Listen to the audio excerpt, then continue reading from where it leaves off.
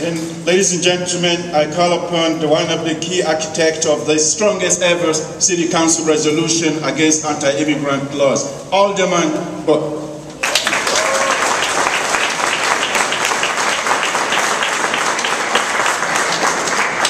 Good morning, everyone. I'm proud to be able to participate in this press conference today, sponsored by the Illinois Coalition for Immigrant and Refugee Rights Southwest Organizing Project.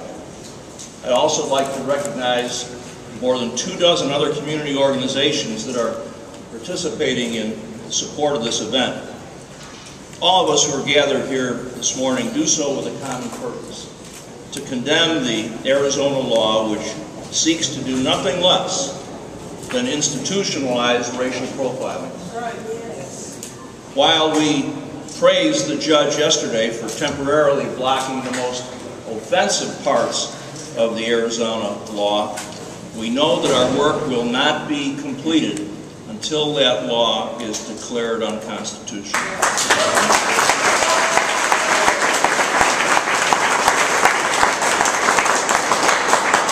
And as all of us know, the pressure that we'll continue to apply will play an influential role in this battle.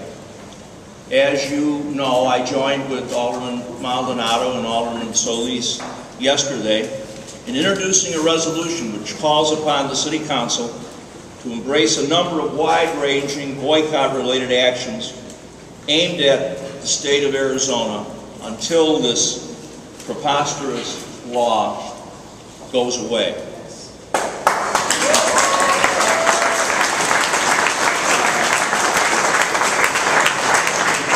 That resolution calls upon the city's purchasing department to refrain from purchasing goods or services from any company located in Arizona until this law disappears.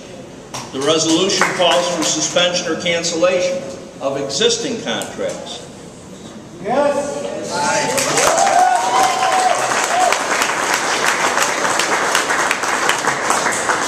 This multi-pronged resolution also calls for a number of other actions by Chicago, including the suspension of all discretionary travel by city officials for official business to the state of Arizona while this law exists, and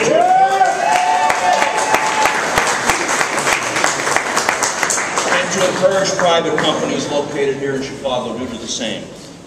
Essentially, this legislation reaches across from the public to the private sector, asking them to join in this righteous battle. Specifically, the resolution also calls upon the Chicago Cubs and other teams to relocate their spring training camps from Arizona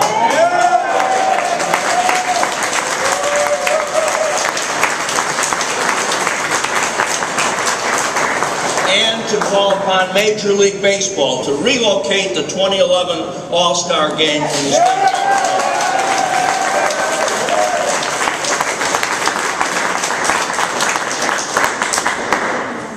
As you heard from the previous speaker, this is an issue that cuts to the very heart of our family values. And you know, when this matter came up in the City Council previously, we researched the issue.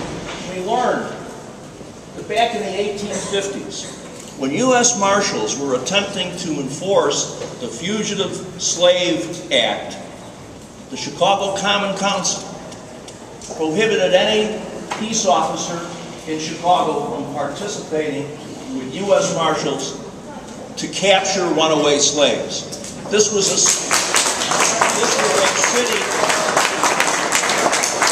city of sanctuary going back to the 1850s. And this is what we ought to be today.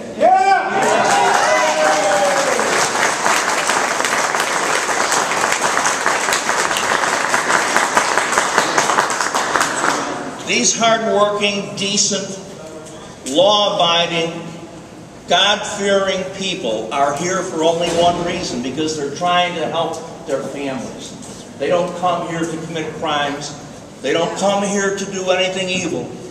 They're here simply trying to raise their children and get them an education and take advantage of the opportunities that this great nation provides. So it's about time the federal government recognized the need to reform this broken immigration system.